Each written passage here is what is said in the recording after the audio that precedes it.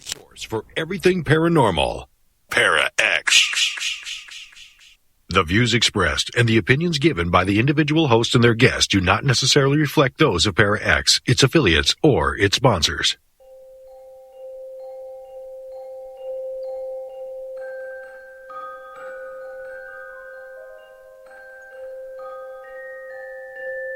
Welcome to Stirring the Cauldron on the Para-X Radio Network. And now, here's your host, Marla Brooks. Hey, everybody. Merry meet, and welcome to Stirring the Cauldron. You know, it's that time of year for remedies and recipes and magic and brews for the winter season. And you can find all of those things in Evert Hopman's new book, The Secret Herbs of Yule and Christmas. And she's here to give us some Yuletime help and get us in gear. She's a master herbalist and homeopath and has been a Druid initiate since 1984. She's a founding member of the Order of the White Oak, the Archdruidess, and founder of the Tribe of the Oak, and a former professor at the Grey School of Wizardry, and a member of the Grey Council of Mages and Sages. She's the author of several books, including Secret Medicines from Your Garden, The Sacred Herbs of Samhain, and A Legacy of Druids. And as usual, if you have any questions or comments for Ellen, you need to be listening in the Para-X chat room, and you can join us there at paraxradionetwork.com. So, Ellen, hello. How are you? Hi, I'm in Massachusetts. I don't know where all your listeners are, but it's cold here, which is nice because it's definitely getting to be Yuletide. It feels like Yule. See, when today it was like, I woke up and it was 58 degrees here, and I thought it was the Ice Age coming. We're very 58. Spoiled. Yeah, that would be considered balmy. I know. It's been in the 30s, 34, I think it was yesterday. Oh, gosh. I'm glad you're there, not me. I mean, I've been up in the snow, but, for a day, and then, okay, let's get back down. Because in L.A., people sometimes don't know, but in Los Angeles, in Southern California, you can go from the mountains to the snow and a ski resort. You can go back down and go to the beach, and you can go to the desert. We have these three climates that could ostensibly worked in one day. So, we've got the horrible heat from the desert. We have the snow up in the mountains, and then, regular stuff in the middle. Wow. I know. I've never tried it. I go to those places once at a time, but people have done that just to say that they've done it. So, yeah. So we don't have a white Christmas unless we go up to the mountains, and, that's about it. But let's talk about the book a little bit because, talking about traveling, this book is kind of an around-the-world tour of ancient Christmas celebrations and pagan solstice customs and magical seasonal plants. How far back do you go in this book as far as antiquity or what? Yeah, as far back as the Egyptians. That's as far back as I could go, about 4,000 years ago. And what I discovered, it usually takes me about 2 years to write a nonfiction book. I do have a few Druid novels out there, but when I write nonfiction, it takes about 2 years to do the research. Mm-hmm. And what I discovered, and of course I had no idea when I was starting out, but a lot of the traditions that we do today actually go back, thousands of years. I mean, Christmas seems so commercial now. It's all about buying things and commercials blaring on TV, but a lot of the stuff we do it's very consistent. For example, 4,000 years ago in Egypt, the winter solstice was really the celebration of the harvest. So they would decorate the house with greenery Does that sound familiar? And then they would make fruit cake. Oh my gosh! And they would share fruit cake. They would give it as gifts, but they would also leave a fruit cake on a grave. So if they wanted to make a present to their grandmother or their grandfather, they would make a nice fruit cake and leave it on the grave. So that's the one, we've forgotten that part, but we still make the fruit cakes, and we still decorate the house with greenery. And I read, too, that you said in the book that the Romans exchanged gifts. Right. So then, 2,000 years later, you're in Rome, and they're celebrating Saturnalia, and Saturn is the god of the harvest, so they're continuing what the Egyptians were doing. So it's a harvest festival in honor of the god of the harvest, Saturn.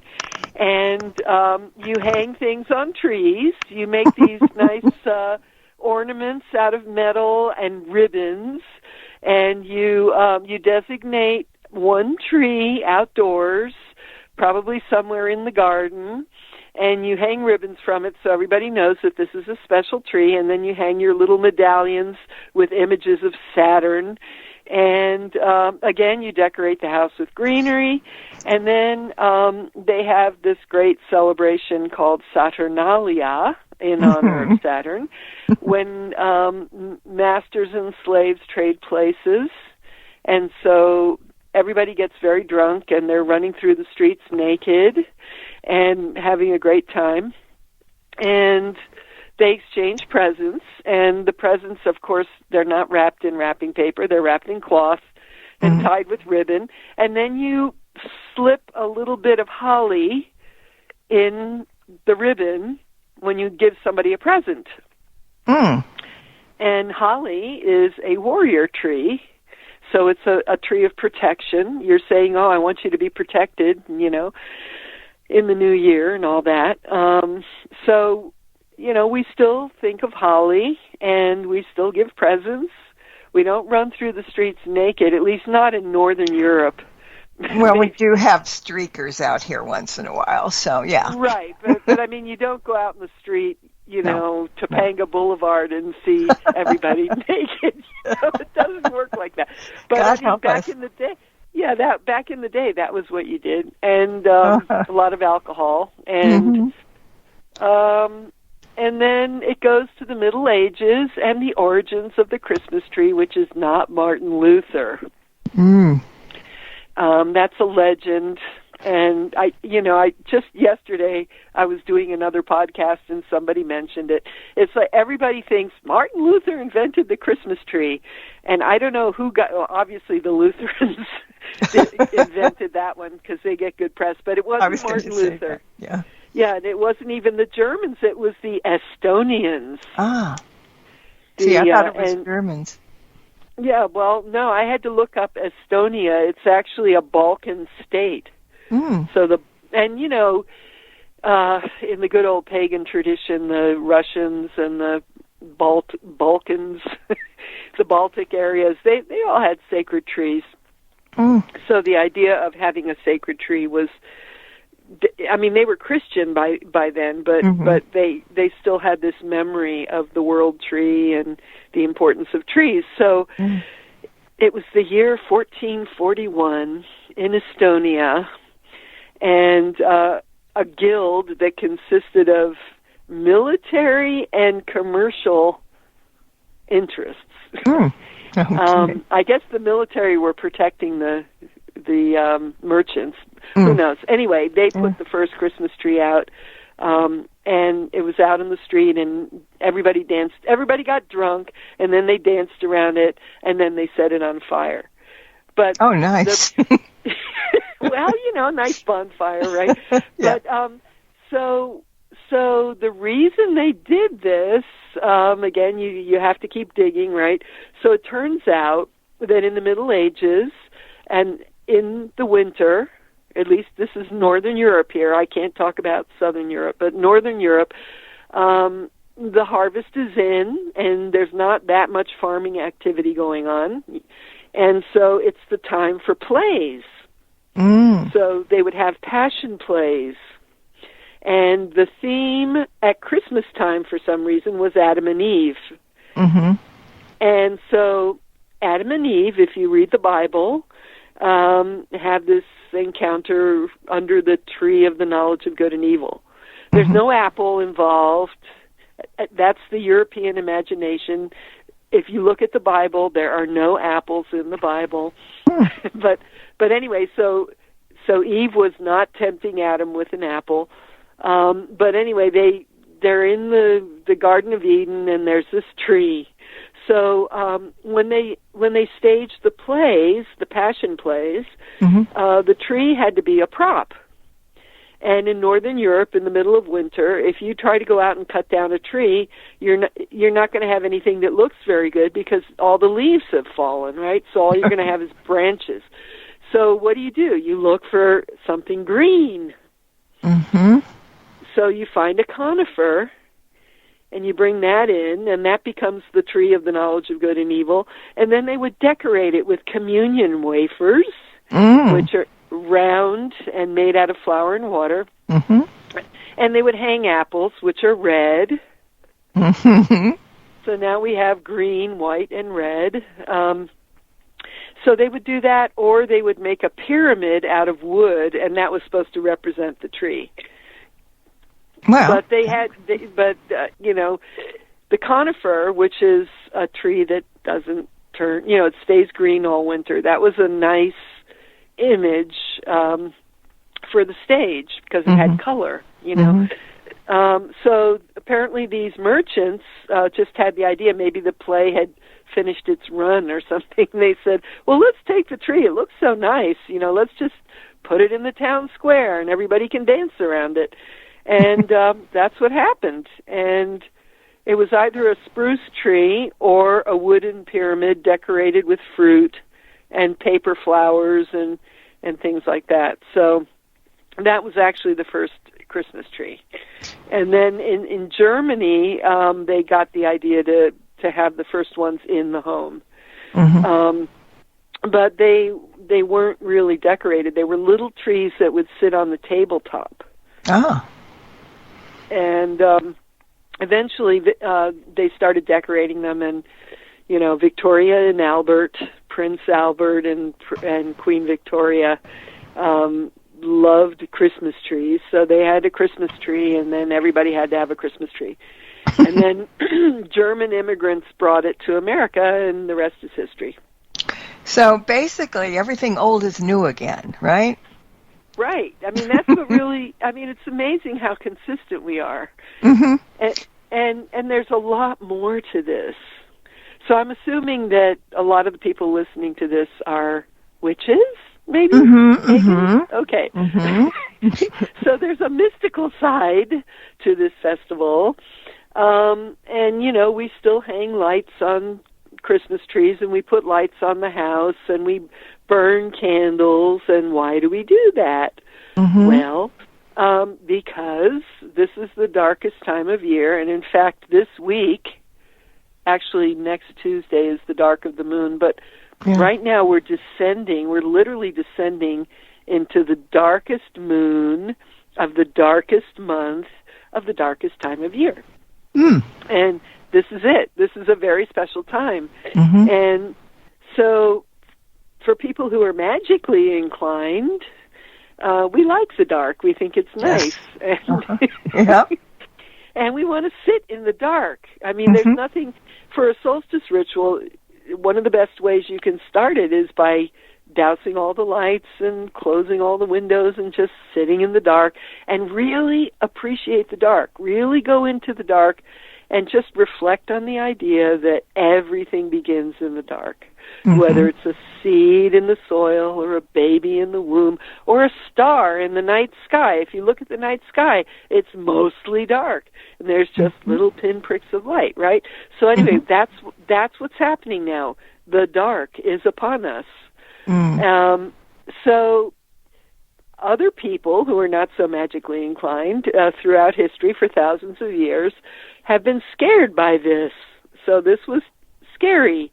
Mm. So in some cultures, like for example in Greece, they say that because it's the darkest time of year, there are these goblins that come up from underground, and everything that I'm talking about. The book goes into much more detail about this, and don't ask me to pronounce it, but it begins with a K.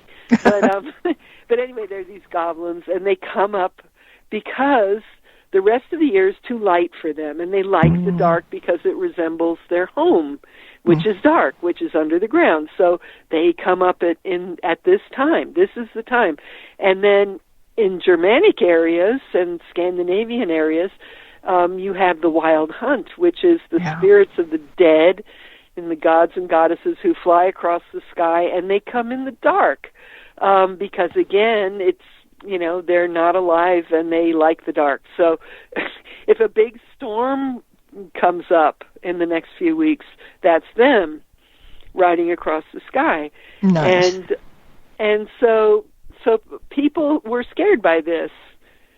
And so they said, we got to have light. So they would have bonfires. They would light candles and put candles in the window they say, the candle is there to attract any dead relatives who want to come home, but it's also to repel the bad things.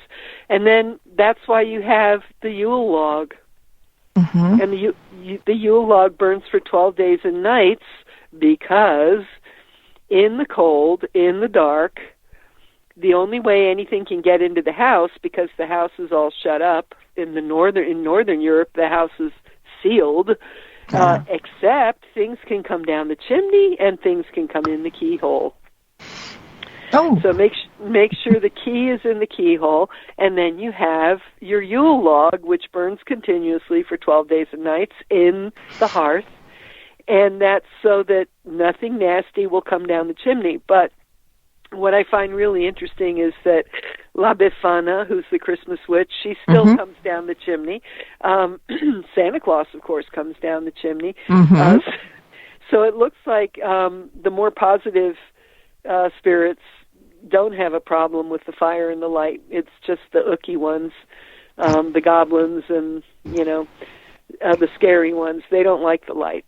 But anyway, that's why we have all this emphasis on lights on trees and lights on houses. We're still doing the same thing. We're trying to chase away the dark and anything coming from the dark. Yeah, well, some of us just like it very much. So I'll share it with the light, 50-50 maybe. But yeah, I honestly, I'm sitting here in the dark right now. The computer's on, it's got light, that's all I need. But yeah, some people, I kind of laugh sometimes when thinking about dark is always bad. It's negative, all the bad things happen. But yeah. All right, so this is the time of year to really honor the dark. That's what this is all about. Honor the dark, and then start to honor the return of the light. But first, honor the dark. Yeah. Give thanks for the dark, It's very comforting, if you take it that way, if you did, take all that stuff about boogeymen and stuff, it's very comforting to sit in the dark and it's silent and yeah, it's really nice. It's the womb of the new year. That's a good way of putting it. Didn't think so, but yeah. You mentioned Santa Claus a little minute ago, but a few years ago, I did a blog about Santa Claus, and in the blog, I was suggesting that he could be a witch because clearly he's not human, and he does magic. So did that ever cross your mind, or what do you think Santa Claus is? I don't think of him as a witch. I think of him more as the spirit of the Amanita mushroom. That's the way I think of him. Because if you go to Scandinavia, Norway, Sweden, any of those areas, the typical Christmas ornaments are red mushrooms with white spots. That's the Amanita, and that's what you decorate the house with, and store windows, and you got to have your mushrooms, and that's because the reindeer eat the Amanita mushroom, and then the shamans drink the reindeer urine. because eating the amanita, it's poisonous, but if you drink the reindeer urine, you can get high without being killed by it. And that's what they do, and then they go into trance. So Santa Claus is red and white. And I know that the Coca-Cola company publicized him as a red and white spirit, but the fact that he flies through the sky, he's drawn by reindeer, and they're female, by the way, because the male reindeers drop their horns, the females don't. So all the, Donner and Blitzen and all, they're all girls. So he's pulled across the sky by female reindeer and dressed in red and white. And to me, he is the spirit of the Amanita mushroom in the same way that Mescalito is the spirit of the mescaline cactus. If you've read the Carlos Castaneda books. Years ago, yeah. Yeah, so, but that's the way the way I think of it. Yeah, I just, and people might say, wow, that's interesting. And some people don't even think of what is Santa Claus except what you see. He's a jolly old man, and he carries a sack, and sometimes he, twinkles his eyes or something, or twitches his nose or whatever to make things happen. I'm not sure what it is. So, that's why I was, did it in the blog. He and saying, he obviously has magical powers. Yeah, that's it. Yeah, that's funny though. So good thinking. Okay, one thing that somebody asked is the difference between Yule and Christmas. Yule is the pagan holiday, and Christmas is the Christ Mass, which is that's the Christian observance, and they're very different, right? The interesting thing about Christmas or the Christ Mass is there's no evidence whatsoever that Jesus was born on December 25th, but in Roman times there was a Persian god named Mithras who was born on December 25th.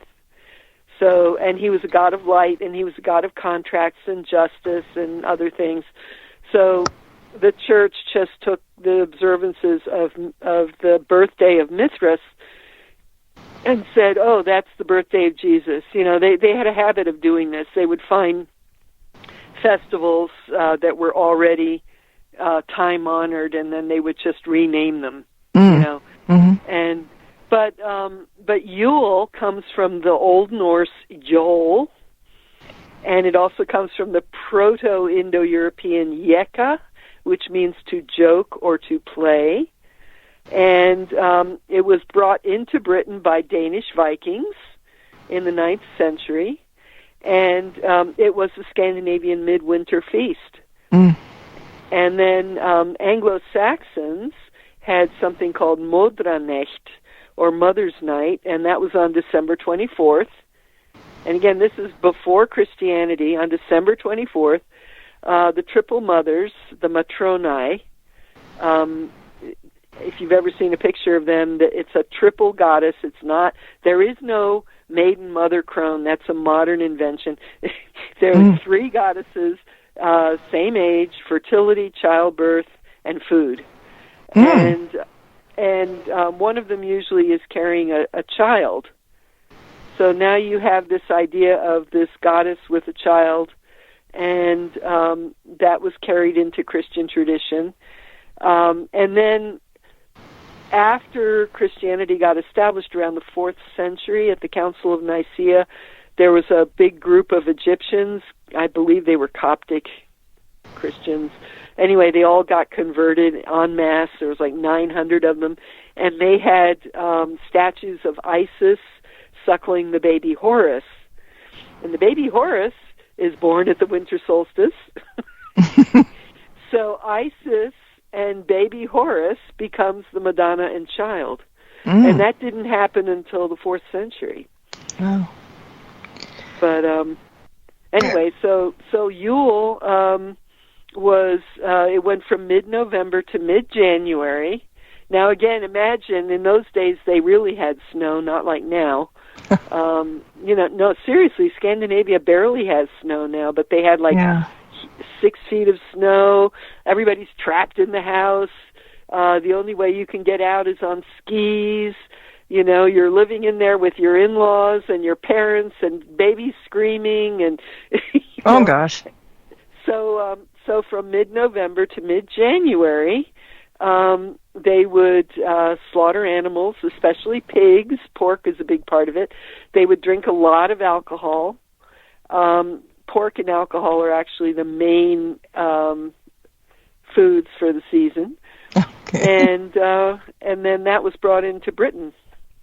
Yeah, I mean, there's so many. See, that's just really why I really fell in love with this book. There's so much in there that you don't know and you wouldn't even think to ask, but it's right there in your face. And so it's really good. I mean, the first part of the book talks about traditions, rites, foods. Oh my God, foods and drinks from all over the place.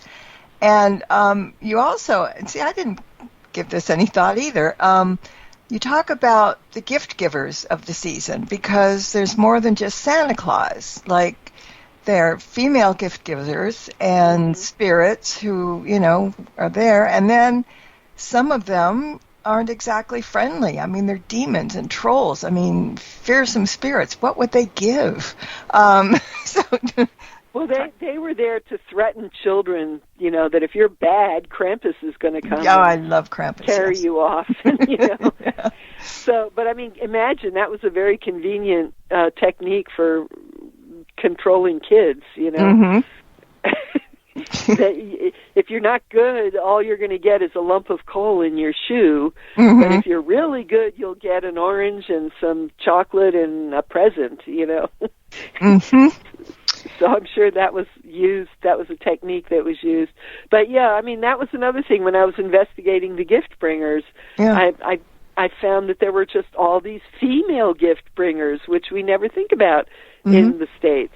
You know, St. Nicholas travels with his wife, and she has a big basket, and she has toys in her basket, and she distributes the toys from her basket. And St. Nicholas was a real guy. He was a bishop, and apparently he was a really good person. He was very generous, which is, you know, unusual for upper levels of clergy, but but he actually helped the poor and so on. So he was a guy, and they made him a saint and so on. But he traveled with his wife. And then in Czech areas, I always want to say Czechoslovakia, but there is no Czechoslovakia. In Czech areas, women dress up in white dresses and veils, and they call themselves Barbaras in honor of Saint Barbara. And they distribute sweets to good children, and they swat bad children with brooms. And on December 8th, there's also a Feast of the Immaculate Conception. Now, think about it. If the Immaculate Conception was December 8th, how could Jesus be born December 25th? Yeah. But anyway, so so treats get left in children's shoes on that day. In France, there's Lady Abundia, who is a version of the Roman goddess Abundantia, because, you know, the Romans trashed Gaul, they conquered the place, but the Abundantia, the goddess Abundantia, becomes Lady Abundia, and she brings luck and presents and prosperity. And then in Italy, I mentioned La Befana, who's the Christmas witch who comes down the chimney. Now, this, for people who are witches, I know you have your besoms, your brooms, so I'm just going to plant a little idea in your head, and there's more about this in the book, but traditionally in Italy, you're supposed to have a new broom at the New Year's, and so what you do is you leave your new broom by the hearth, and La Befana comes down the hearth, and of course she's all dressed in black, which is very, very sensible, because if you come down the chimney and you're wearing anything other than black, you're going to be sooty. So she's dressed in black. She comes down the chimney. She blesses the new broom, and she brings presents for the children, for good ones. Bad ones get nothing but ashes. And then in the morning, you get your new broom, which has now been blessed, and you sweep the house. So I could picture a nice ritual sweeping, Yeah. of the house with the new broom. Mm-hmm. Anyway, it goes on and on. There's a lot of them. There's Mother Goody in Scotland who fills stockings.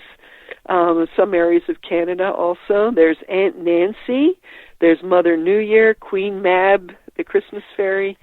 I mean, there's so many of them. In German and Austrian and Norse tradition, there's Bertha, or the goddess Bertha, or Perchta, B or P, who's the wife of Odin, who comes into children's rooms and leaves presents.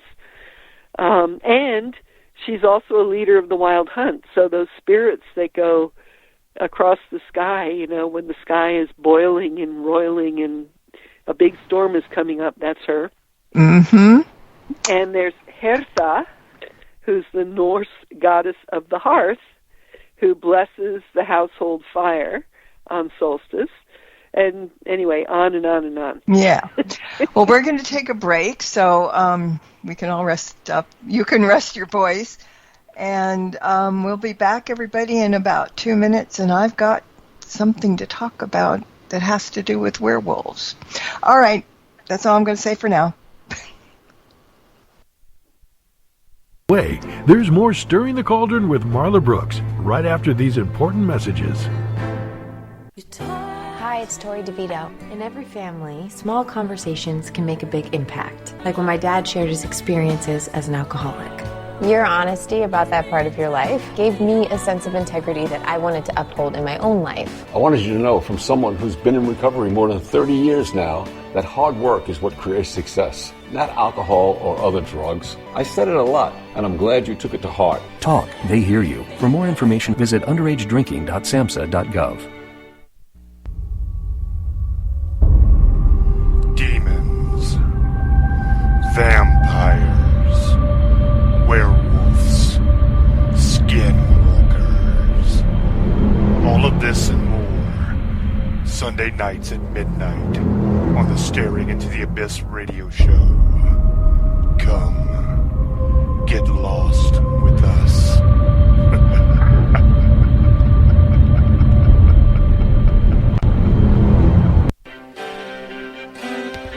Hi, this is Marla Brooks from Stirring the Cauldron. One of the best gifts that you can give yourself or to someone else on your Christmas list this holiday season is the gift of insight. And if your crystal ball is a bit murky, think about giving them or yourself a personalized yearly Witch's Oracle deck reading. This comprehensive reading gives you a heads up on what the universe has in store for you in the coming year, and the month-to-month guide offers you a chance to make necessary changes if need be before situations get out of hand, or give you a hint of something really good to look forward to. So if you want to treat yourself or someone else, pop over to marlabrooks.com, click on the More tab on the homepage menu, and then click on Readings to find out more. And have a very happy holiday season, and blessed be.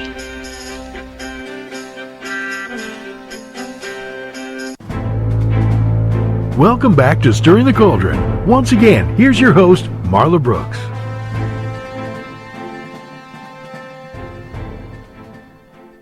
And my guest tonight is Ellen Evert Hopman, and we're exploring the sacred herbs of Christmas and Yule.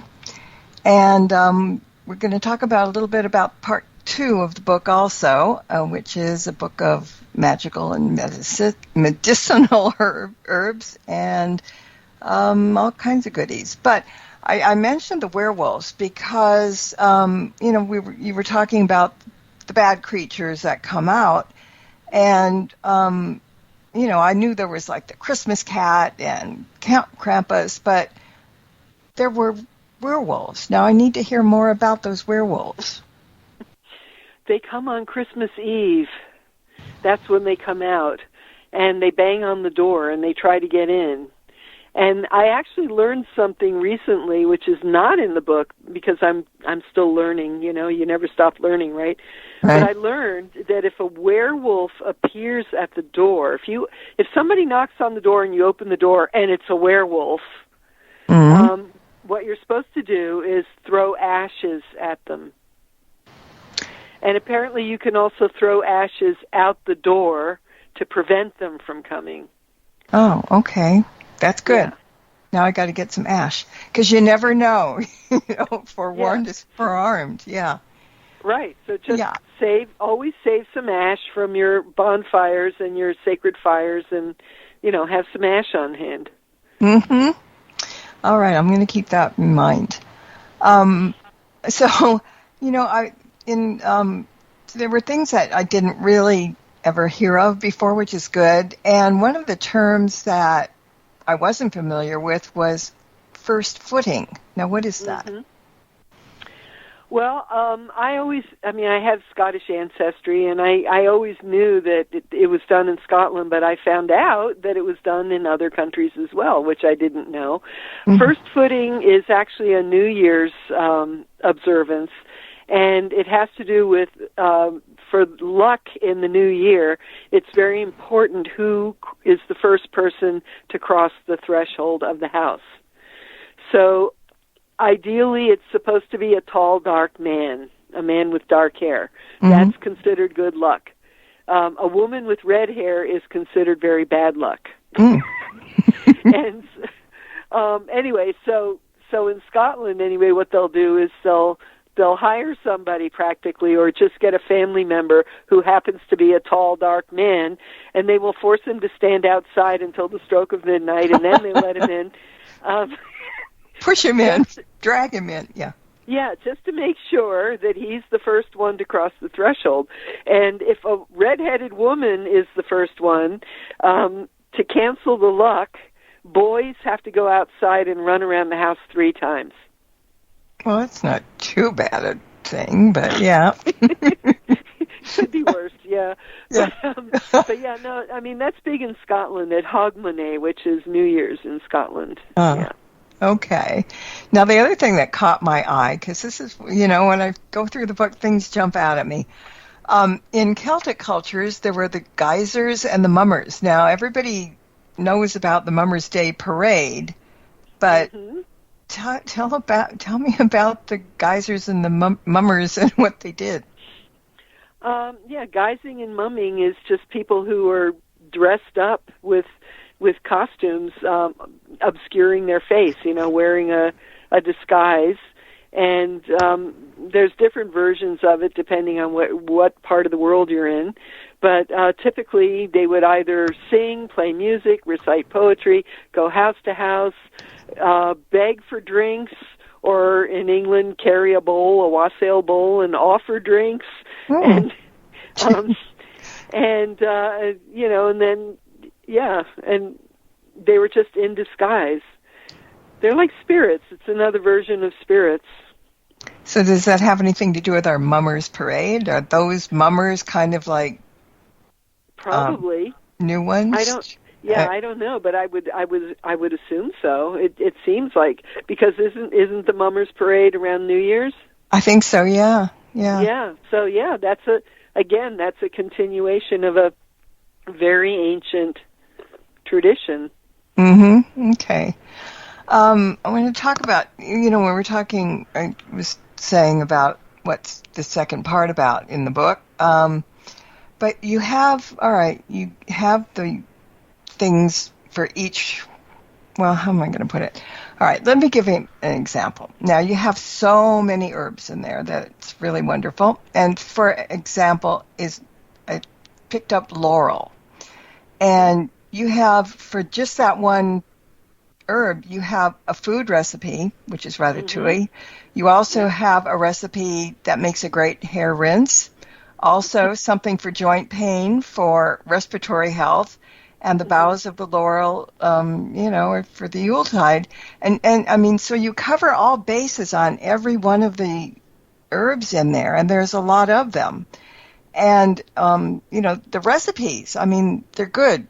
One of them, I mean, a lot of them are, but you also have libations, things like magical Yuletide brandy cocktail and holly teas and hot toddy with herbs. For some reason, I thought holly was poisonous, but it isn't, obviously. If you can make English holly, you can make a tea out of the leaves, but not the berries. Oh, okay. Well, I mean, there's different kinds of holly. There's Japan holly, mate, the drink mate. That's a type of holly. Oh, is it? Okay. Yeah. But yeah, what I do, and I actually have 3 books now in this series. This one is the Sacred Herbs of Yule and Christmas. Then I have the Sacred Herbs of Samhain, which is Halloween, and then the Sacred Herbs of Spring. And in all 3 books, what I do is I give the lore, the history of the plant. I talk about the medicinal properties. I give cautions. Yes. And then I talk about the magical properties, and then I give a recipe. And the reason I do that, and especially with the drinks in the Sacred Herbs of Yule and Christmas, there's a whole chapter just on drinks. I was kind of picturing covens and groves, groups of people making the drink, because the magical properties of all the ingredients are in the book. So as you make the brew, you can be stirring it sunwise and chanting, and then you can use it in your ritual cup. Good idea. Yeah. And then you can pick the plants that you want based on their properties. Like, are you trying to manifest abundance? Then you look for herbs of abundance. Are you trying to manifest peace? Are you trying to manifest sexuality, fertility? I mean, whatever.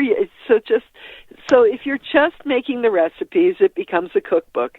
If you're looking at the magical properties of the ingredients and consciously, mixing them together and chanting and all that, it becomes a potion. And you can do that with a meal. You can do it with a drink or a meal. So the whole meal can be a potion. It can be a magical spell. Wow. And the people that you're feeding may not even necessarily know it, Yeah, I like that. And let's talk a little bit about divinations that are carried out during Yuletide. What are the best types, or what are the most popular ones? Well, one of the weather magic is one thing. You look and see of course, you live in a warm area. I have no weather. I can't do. Yeah, again, this is a Northern European thing, but you can tell by the weather at Christmas. For example, if there's a green Christmas, they say that if there's a green Christmas or a warm winter, the graves will open. And what that means is you have to have a cold winter to kill off diseases and bugs and disease, anything like that. So also, at least in northern areas, plants will not grow well unless they go through a really cold season. So that's one thing. And then I have a lot of different traditions in there. For example, unmarried women go to the hen house on Christmas Eve, and they tap on the door. And if a hen responds, that means that she's going to be a spinster, or at least for the next year. And if a cock crows, that means that she will be married. Wow. So that's marriage divination. Wow. Yes. These are interesting. What else have you got? I'm really interested. Well, there's a lot of them. You can look at for example, around here, a lot of the bushes that have berries had a lot of berries this year. And that generally tells you that there's going to be a lot of snow. And so you look at the holly and you see if there's a lot of berries. If there's a lot of berries, you're going to have a hard winter. Another thing that's done, a Polish tradition, is you take hot wax, you melt wax, and you pour it into cold water. So it would have been a stream or a pond or something like that, or you could just have a nice cauldron outside. And then you look at the image that's formed by the wax. And scrying wax. You scry into it, yeah. So, Okay. I mean, I give some of the traditional ones. If you see an angel, that means good luck. An eagle means success. A heart means love. Pretty obvious. Anyway. Yeah, some of them are obvious. Otherwise, some of them you have to scratch your head a little bit because there's so many different types. And then putting little tokens into food is a big thing. And you see that all over. In some areas, it's just an almond hidden in a bowl of pudding, and whoever gets the almond, it's really good luck. But it can be much more elaborate than that. Sometimes you can have a cake, and in the cake there could be a thimble, a coin, a button, a piece of cloth, a little piece of stick, things like that. The coin means you're going to be rich. The thimble means you're going to be a spinster, and so on. Yeah, and I don't know, for spell work, for example, what kind of spells are good during the time of Yule? Well, a spell. Well, that's kind of what the whole libation chapter is about. It really is. That's really what it is. Okay. Yeah. Very consciously putting together a brew and serving it at your ritual, Okay, so being from here, we don't generally have hot toddies. So I have no clue what toddies are, and the recipe in the book is hot toddy with herbs. Do you remember hot toddy? Yeah, that's a Scottish thing again. But that's something that usually you drink it when you're really cold or you're coming down with a cold. So it's hot water with whiskey, honey, and you can put a little twist of lemon, or you could put some fresh ginger in there, or a few cloves. So it's very warming to the body. So if you feel like you're coming down with something, you can drink the hot toddy, take a hot bath, get into bed covered with blankets and sweat, and sweat out the cold. But that's typically what it's used for. And so you put different herbs in it on top of the regular recipe, generally? Well, I don't know what you're looking at, but I would think of things like cinnamon, ginger, cloves. But, I mean, a traditional hot toddy is just whiskey, hot water, and honey, and all the other additions are extra. But, for example, at solstice, lemons are solar and lunar, right? So if you made a hot toddy and added slices of lemon, you could say you were honoring the sun, And honey, of course, is golden, so that's very solar. I mean, if you get the book, you'll see the magical properties of all the ingredients are in there. And I talk about kitchen witches and hearth druids. I say kitchen witches will appreciate the properties of this, and the hearth druids will, and like, so yeah, put together your, like nutmeg, for example, is for abundance, so when you're shaving your nutmeg onto your eggnog, realize that what that is it becomes a potion for, eggs are yellow, that's nice to honor the sun, and the nutmeg pulls in prosperity, and that has to do with nuts. I have a section in the book about the basics of herb magic, but nuts and seeds in general, nuts are tree seeds, right? So when you have a collection of seeds, that seeds contain the potential for transformation because they hold the possibility for new existence and transformation. And the more seeds you have that you work with, the more prosperity you can manifest, because the seeds become little points of abundance, like if you had hundreds of mustard seeds in a dish, Does that make sense? Yeah, it does. One more thing that probably people are wondering about, I mean, we all know, and I know this pronounced in different ways, but wassailing or whatever, I don't know, the right way. But wassailing? Wassailing, yeah. Wassailing, okay. But, people are used to hearing about it. Sometimes they don't know what it means. But in the book you were talking about you do it to the trees, but you also, when you're wassailing, you do it to animals as well, huh? Yeah, wassailing just means wishing health. Wassail apparently means to your health, kind of. You carry a bowl of, well, if you're going door to door to humans, you carry the wassail bowl, and I even give a recipe for lamb's wool. It's called lamb's wool because it's a very frothy drink, but the traditional English drink is lamb's wool, and I give instructions for how to make that. But you go door to door with the wassail bowl, and you give drinks, and people give you food and coins and things like that in exchange, and then you can have a party. So you can go door to door that way. You can go through the town offering drinks from the wassail bowl. Or you go into the apple orchard and you find the tree that is the most productive, and you honor it by wassailing the tree.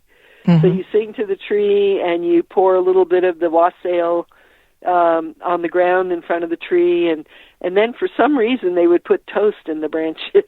That was a big deal, putting toast in the branches. I'm not sure why, but they also floated toast in the wassail bowl. So I guess toast was a treat back then. I don't know, but yeah, and it just means wishing health on something. And so you're going to sprinkle a little on animals, like, farm animals, mostly what they would have, right?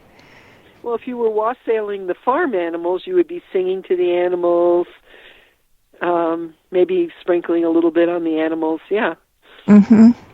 Yeah, I never thought about the animal part. I mean, I knew about the tree and, whatever, but that kind of made me think. The book did make me think a lot, and that's a good thing, because there are a lot of things in there that I would not have thought about, like the colors of Christmas. I red, white, green, and gold. I've never thought how it came to be. Well, yeah, there's a group of people that a bunch of us are putting on a solstice ritual. And so people were saying, what should we wear?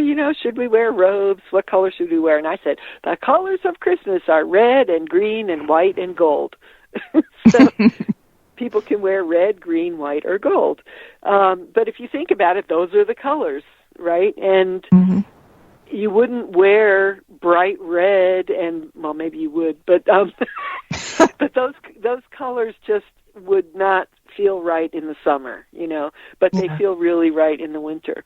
So the color red has to do with blood and fire and protective magic, because the fire protects you from the oogie boogies that are out there, right? And white is about purity because it's the color of snow, but it's also the color of death, because nature, at least in my area, not where you are, but in north, again, this is, I'm from Northern Europe, so I'm Northern European, but I was born in Austria, but I can only talk as a Northern European, but the snow falls, and it feels like nature is dying. Everything seems to be dying. And even today, when we visualize a ghost, like on Halloween, if you see images of ghosts, what do they look like? They're white, and they're floating around, because burial shrouds were white. We don't use burial shrouds anymore, but we think of death as white. So that's honoring the white. And then, of course, you have white ladies and white witches and so on. White witches are healers. White ladies are spirits that are part of a family. And they appear to family members. Then you have green, and I have a whole chapter just on greenery, but green is the color of immortality, the herbs of immortality, like the holly, like the pine, like the cedar, the things that don't die. In your area, I guess it would be palm trees. Yes. They're evergreen, right? Yes, they are, yeah. All right, there's your evergreen. And then gold is for the sun, which is coming back, and the stars, and again, in Northern Europe, when the leaves fall off the trees, you can see the stars in a way that you couldn't. All the twinkling lights that we put up on the trees and on the house, that's all about it's about protection, but it's also about the stars. It's also about the sun. Yeah. I'm telling you, there are so many things, and I just said it, and I'm going to say it again. There is so much good information in here, and it's not just like, you're going to learn something. I mean, you want to keep reading when you get started, because it's just amazingly opening your brain and so many things that you wouldn't think about, and yeah. I appreciate that. So thank you for writing that book on my behalf. Anyway, I should mention that I also have a full ritual in there. Each of the books, like the Sacred Herbs of Samhain, has a ritual for the Morrigan. The Sacred Herbs of Spring has a ritual for the goddess Flora, who's the Roman goddess of spring. She's really fun. She has to do with hares, rabbits, flowers. Yeah, and then in the Sacred Herbs of Yule, I have a ritual for the Cailleach, the hag, the creator goddess, nice. The old woman. Yeah. Yes. Who we're getting resembling more and more as the years go by, right? Oh, yes. Yeah. That's okay. With crones and hags, they're very intelligent people, so, it's all right. Also, though, okay, so you've said you read 3 books, about spring and Samhain and Yule. Do you have a 4th one to follow up? Oh, well, I've written 17 books. Yeah. No, seriously, I have 17 books. I know. I mean, there's I don't know. I don't know the next logical one would be the Herbs of Summer, but I don't know if I can handle it. Okay. It's like enough is enough already. But no, I have children's books. I have a book called The Real Witches of New England, which any witches listening might be interested in this one, because first it has a timeline of the witch persecutions, starting in the Bronze Age, going all the way up through Salem. And then I interview descendants of Salem witches, and then I interview modern witches who are practicing today. Yeah. And some of them you've probably heard of. But anyway, so, and I mean, I have a lot of books. I have tree books about tree lore, tree medicine, tree magic. That was my first book, actually, but it's been expanded with full color pictures and recipes, so you can eat the trees. I have Druid novels. I have a trilogy of Druid novels. Priestess of the Forest, the Druid Isle, and Priestess of the Fire Temple. And it goes from the 2nd to 5th century in Ireland and Scotland, and I have the Druid path encoded within each story. Nice. So the prayers, the observances, the beliefs, the tools, that's all in there.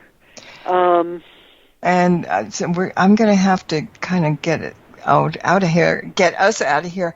But I just wanted to say one thing, and people are going to have to buy the book to find out. I never thought you could eat tree bark, but one of your recipes is about birch bark, and you make flour out of it, and we don't have time to explain that. So if I just never knew, So something else. That was a winter food. Native Americans ate that in the winter. Yeah, you can eat the roots.